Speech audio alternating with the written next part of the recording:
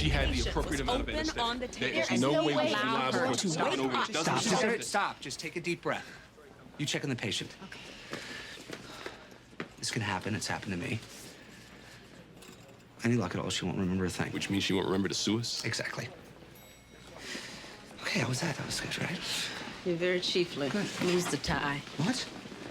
Totally. Being chief of surgery at Grey Sloan Memorial isn't just a job, it's a battlefield. It means juggling deadly surgeries, impossible decisions, fragile egos, and hospital-wide chaos, all while trying not to lose yourself in the process. Over the years, Grey's Anatomy has given us so many unforgettable chiefs, each with their own style, their own scars, and their own spectacular highs and lows. Welcome back to Cinema Clips. Today, we're taking a closer look at the lives of the chiefs of surgery who held the reins at Grey Sloan. Some inspired change, some cracked under pressure, and others vanished almost as quickly as they rose.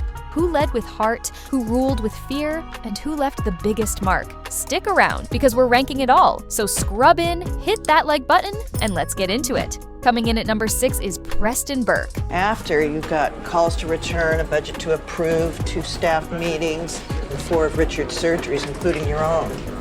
Absolutely, no problem. Virgins. So, congratulations, Earthmore. Don't sweat it, Shepard. I'll only be your boss for a few days. Preston's time as the interim chief in Grey's Anatomy Season 2 was not entirely bad. He was clearly being groomed for the chief role. He was brilliant in the OR, respected by his peers, and ambitious. But things got complicated after he was shot, and developed a hand tremor. And instead of asking for help, he kept it a secret, which removed him from being the chief later on. Why are you researching neurosurgeons when you and I both know that Derek's better than anybody? I don't want Shepard. You blaming this on him? You know, up until now, I have not yelled. I have not yelled because you were a guy in trouble and I was supporting you. But now, I am yelling. Chief. I'm yelling very loudly. I want to retire, Burke. I want my wife back. And I passed the torch to you. I passed the torch to you and you blew it out. I know I let you down. Then there was the whole dramatic wedding mess. Christina shows up in her wedding dress, ready to be Burke's wife, and he straight up ghosts her at the altar. I'm fine, I can do this. But you don't want to do this. I'm up there waiting for you to come down the aisle. And I know you don't want to come. I know you don't want to come, but that you'll come anyway because you love me. And just like that, he was gone. He resurfaces in Season 10, now running his own hospital in Switzerland. Super rich, super successful, and married with kids. So yes, he did become chief, just not where it mattered to us. At number 5, we have Derek Shepard. The blue one.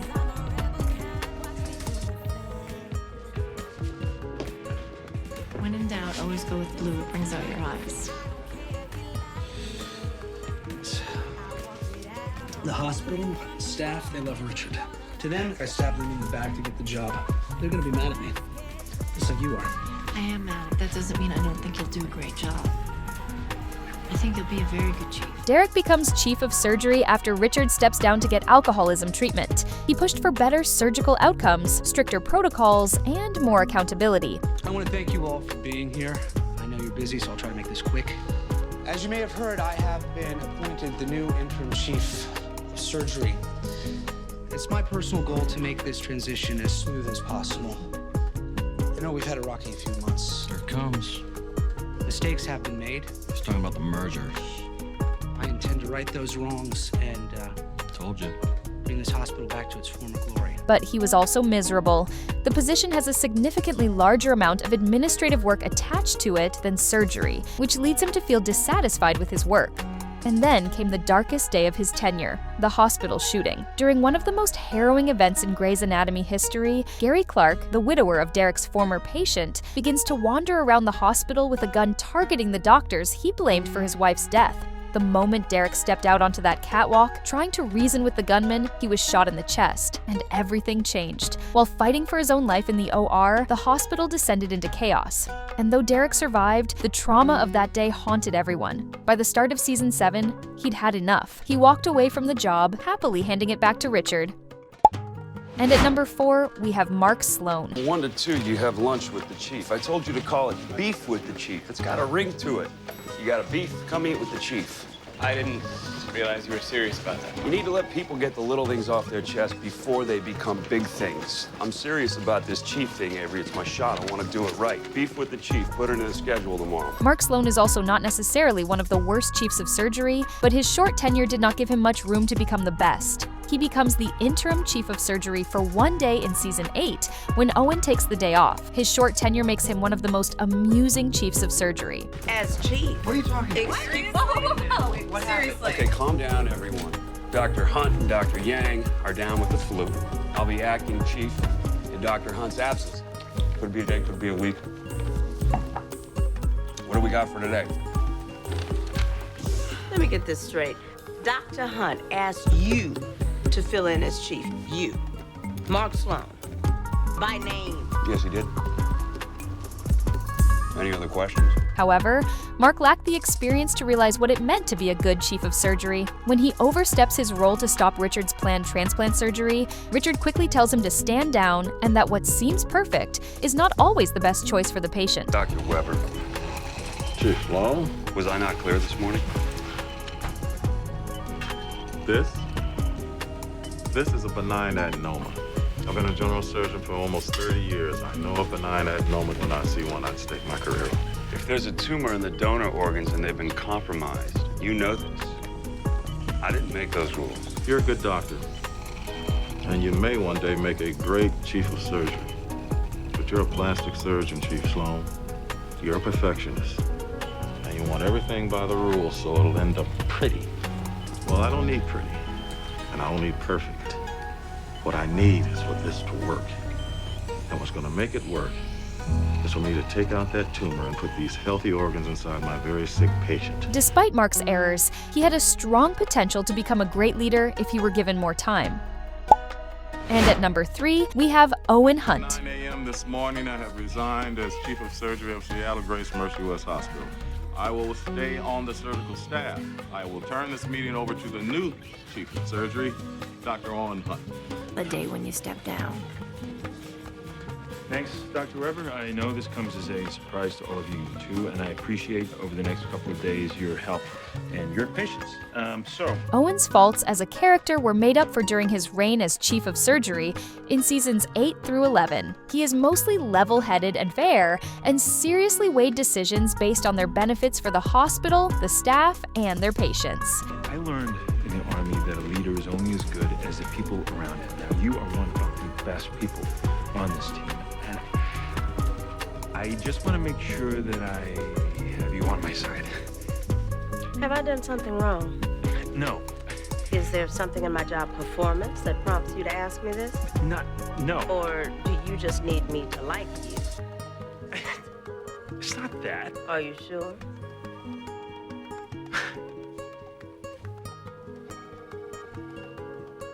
Carry on, Dr. Bailey. His one big mistake was booking a cheap airline, which led to the horrific plane crash episode in season 8, which also almost bankrupted the hospital. Owen's decision could be written up as a genuine human error, and his brilliance as Chief of Surgery should not be overlooked. Despite the guilt that Owen feels, he manages to maintain his position as Chief of Surgery and pull the hospital out of one of its darkest periods. His military experience likely helped him manage the stress of his position as chief, and the hospital is able to bounce back after its devastating losses. While Owen has significant character flaws, his ingenuity and practical attitude as Chief of Surgery in Grey's Anatomy let him rise above his peers, among several great contenders. Coming off at number 2, we have Richard Weber. You are the doctors. The 7 years you spend here as a surgical resident will be the best and worst of your life. You will be pushed to the breaking point. Look around you. Say hello to your competition.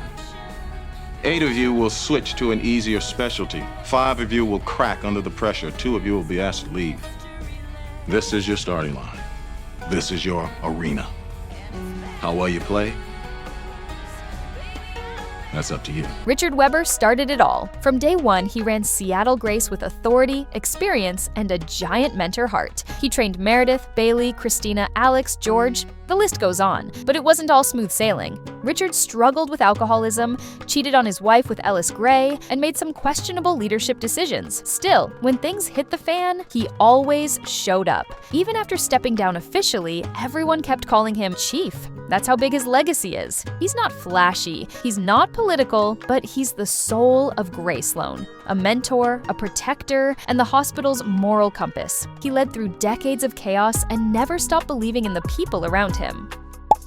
Finally, at number 1, we have Dr. Miranda Bailey. Well, I'm glad to see you're all here. But if you had read your email, you would have known that one of the many things that I will be implementing as chief is no more weekly attendings meetings. Well, actually, this is less talking about saving lives and more saving of the lives. Thank you. Bailey worked her way up from the Nazi intern supervisor to chief of surgery. And when she got there, she meant business. She made tough calls, implemented major changes, and kept the hospital running through lawsuits and pandemics. In season 14, episode 11, she literally walks herself into the ER mid-heart attack, diagnoses herself, and tells the doctors what to do. Good news, ma'am. Doesn't look like a heart attack.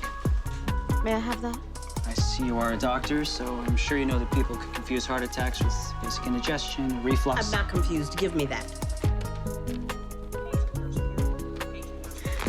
Run a 15 lead EKG. You could be missing a posterior infarct. Bailey's leadership was real. She wasn't perfect. She burned out, broke down, and made mistakes. But that's what made her the most human and relatable chief. You people are extraordinary. I mean, I came in here today and did all kinds of things wrong. But in spite of that, you all still did amazing and perfect work. And you found a way to do something that was, in fact, impossible. So if there is a bad outcome, it's my bad outcome. She carried the weight of the hospital on her shoulders and still found time to care. And in the world of Grey's Anatomy, that's what makes her the best. And there you have it. From Richard Webber's steady hand to Bailey's fierce leadership, and even Derek's all-too-brief time in charge, being chief of surgery at Grey Sloan is no easy gig. Each of them brought something different to the table. Some ruled with heart, others with logic, and a few barely held on through the chaos. But no matter who's in charge, one thing remains true. Grey Sloan Memorial is a battlefield of brilliance, breakdowns, and breakthroughs. So, who do you think was the best chief? And who should never have worn the title? Let us know in the comments below. And if you loved this deep dive into Grey's Anatomy Power Players, don't forget to like, subscribe, and hit that notification bell so you never miss another trip through the halls of Grey Sloan. See you in the next one!